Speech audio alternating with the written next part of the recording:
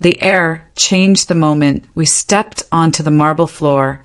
It smelled like roasted rosemary turkey and polished resentment.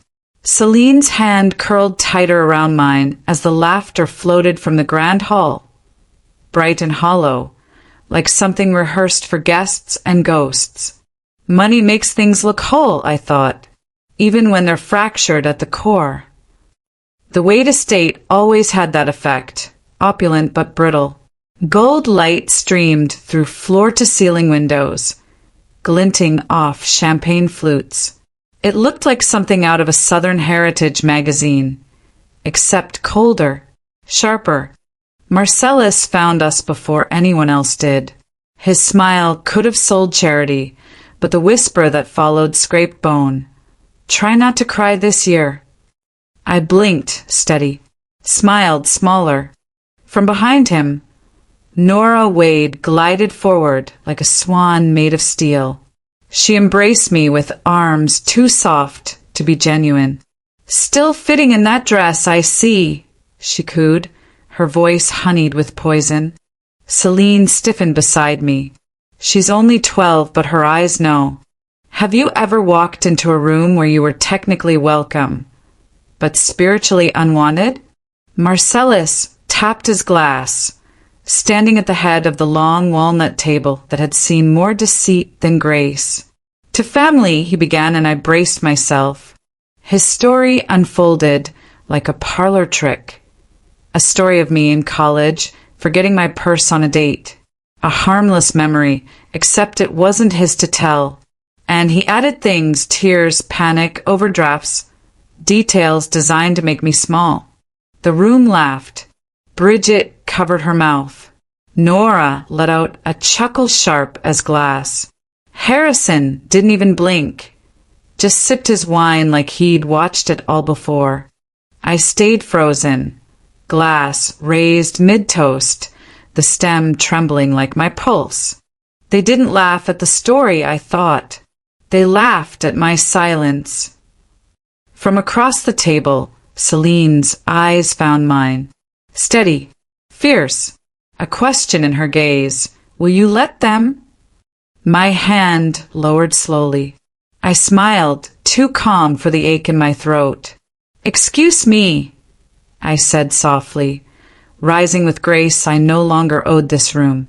My heels clicked against the marble as I stepped out to the balcony, the laughter behind me turning to fog in the night air. The wind was gentler than I expected. I gripped the railing, the cold grounding me in a memory, not one moment, but many. Marcellus insisting we combine our accounts. His signature always being first. The way for your safety became a leash I didn't see until it left marks. You were always too smart for this family. That scared him. Bridget's voice was behind me now, quieter than the waves below. I turned. Then why laugh when he cuts me down? Because it's safer to laugh than to lose, she whispered, eyes glassy but dry.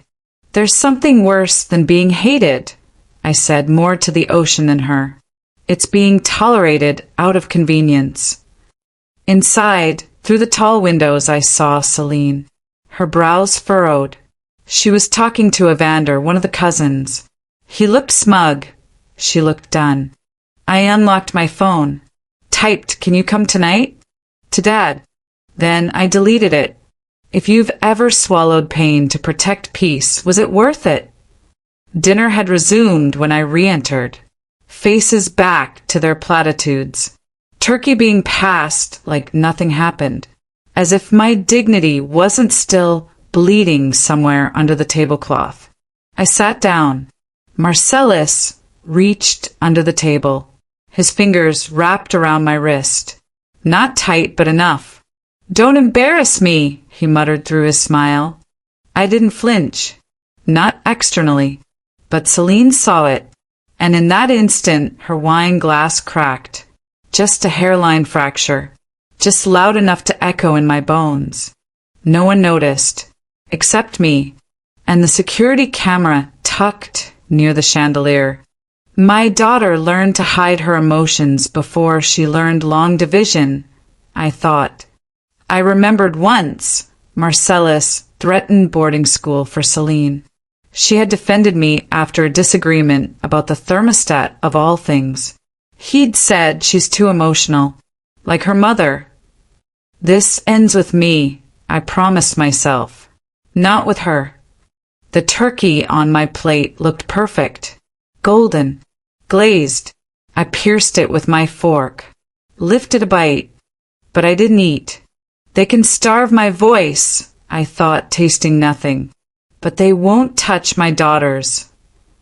I smiled politely, wiped the corner of my mouth, and knew, somewhere between the laughter and the lies, I had already begun to leave. It started in the garage, the place where silence echoed louder than any scream. The cold concrete floor pressed through my slippers. I sat alone, curled near the tool bench, letting the weight of another invisible bruise settle in my chest. The breath I took felt borrowed. The air tasted metallic, like old nails and rusted dignity. I didn't hear her steps, but when I glanced toward the hallway, Celine was there, still, watching, not in fear, in quiet comprehension. She didn't speak. She didn't need to. Instead, she pulled her phone from her hoodie pocket, turned away, and tapped. Her little thumbs moved, quickly, deliberate. I didn't ask. I just watched. Some daughters inherit jewelry, I whispered, voice cracking. Mine inherited the silence I tried to protect her from. Later that night, I found a mug of jasmine tea on the garage table, warm, still steeping. She knows, I whispered to the shadows. When did you first realize your child was protecting you? By the following week, Celine had become quieter, but sharper. Her bedtime routines now included time with her math tablet and notepad and earbuds. I noticed her repurposing things. An old smartwatch, her plush raccoon. Something about the way she zipped it back up struck me as engineered. Maybe start recording stuff, she said one evening, almost offhand. Just in case. Adults forget. Cloud doesn't. I pretended not to hear her. But that night, I began moving old emails into a hidden folder named recipes_2016. Tell the truth, she reminded me the next morning, brushing her teeth. But maybe the truth needs a witness too. I wanted to tell her no, to keep her away from it all. But love isn't always about shielding. Sometimes it's about showing them how to stand. Later, I called my father, not to talk about Marcellus, just to ask if he was free for lunch. I needed to see someone who knew the old me. The before me, Colonel Richard Hartford, arrived 2 days later, in his usual press jacket and the scent of worn leather and cedar. He didn't knock twice, just walked in, eyes scanning the living room like a war zone he wasn't quite ready to name. He didn't pry. He observed. The books on the kitchen counter, all laurelated. The second teacup near mine, untouched but present. The silence in the hallway. He waited until Celine went upstairs before speaking. Are you in trouble? Or are you finally tired of pretending you're not? I didn't answer. I didn't have to. 2 days later, he returned with files. Records. Paperwork. Did you ever check the title on your trust after the wedding? He asked quietly. No, I admitted. Why would I? It was safe. Trust, he said, sliding the manila folder across the table, is love's blindfold. But even love deserves backup copies. Marcellus had shifted the deed of my trust into a shell LLC 3 years ago. Fake witnesses. A notary who'd since disappeared from the state registry. It had all been so clean. I'll handle the legal route, my father said, placing a USB in my palm. You won't need this today, but one day you will. Keep it close.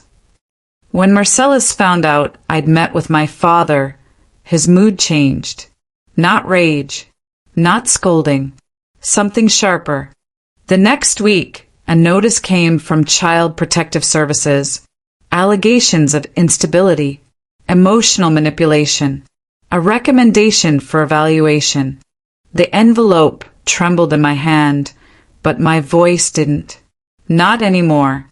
He wanted to rattle me. Instead, he revealed his fear. I was sitting on the bathroom floor when Celine found me, knees drawn up, letter in my lap. She knelt beside me and whispered he wants us scared. That means he's scared. At dinner, I didn't raise my voice. I didn't cry. I simply looked across the table and said, "What you plant, you will one day eat. I hope your hunger is worth the harvest." He slid a document toward me. "A minor financial adjustment," he said. "Just signatures. Nothing urgent." I flipped to the last page and smiled. "You almost got me," I said calmly.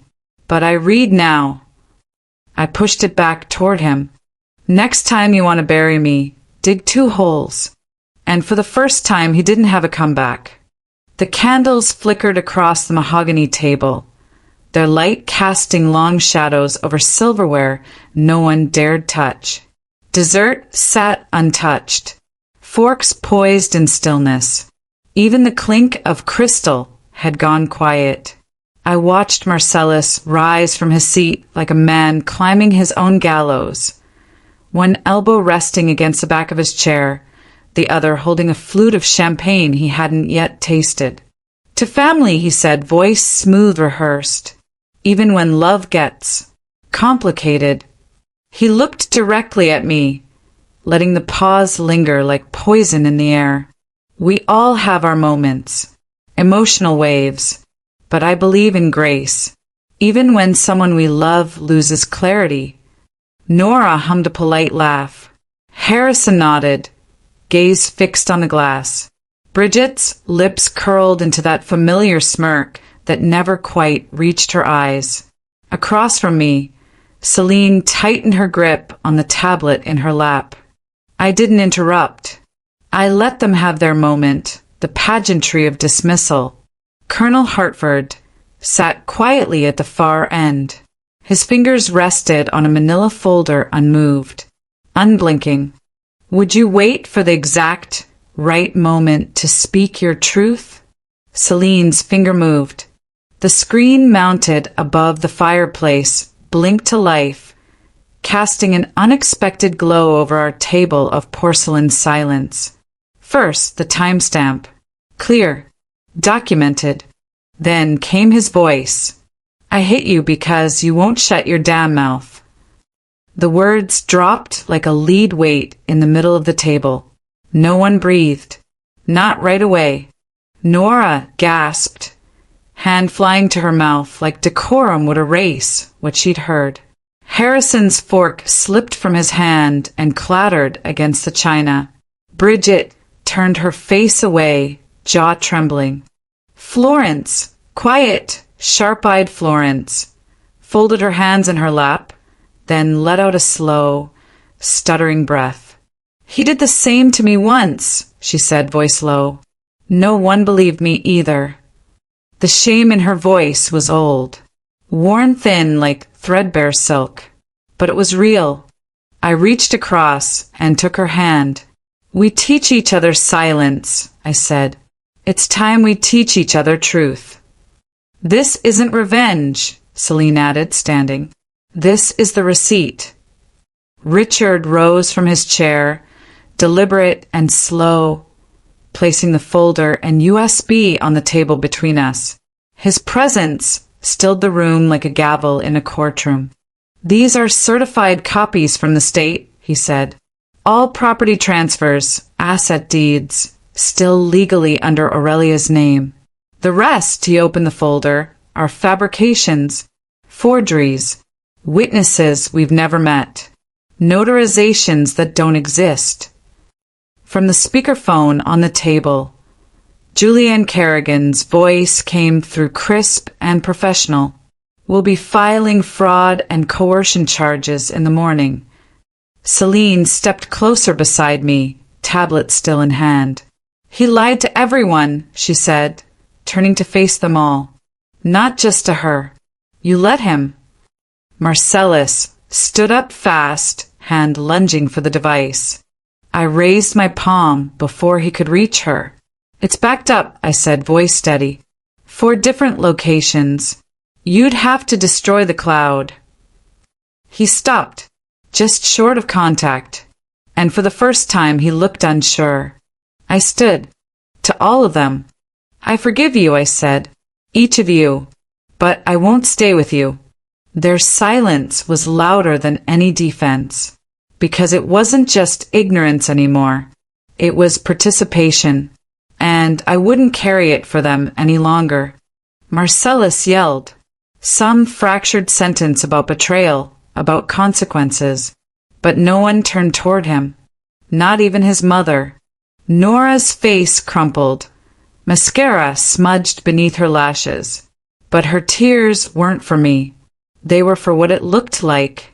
For what this would do to the Wade name. You ruined everything, she hissed. I met her gaze with the calmness I'd earned.